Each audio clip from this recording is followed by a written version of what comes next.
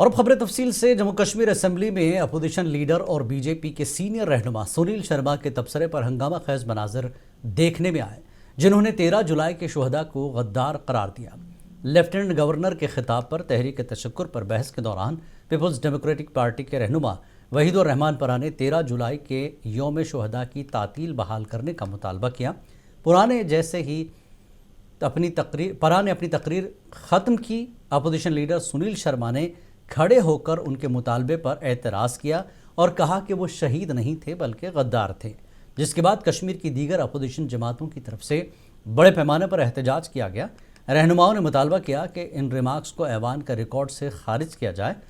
Treasury بینچوں اور B J پی کے درمیان مسلسل نعرے بازی کے بیچ اسپیکر عبدالرحیم راتھر نے اعلان کیا کہ ریمارکس کو ایوان کے ریکارڈ سے خارج کر دیا گیا۔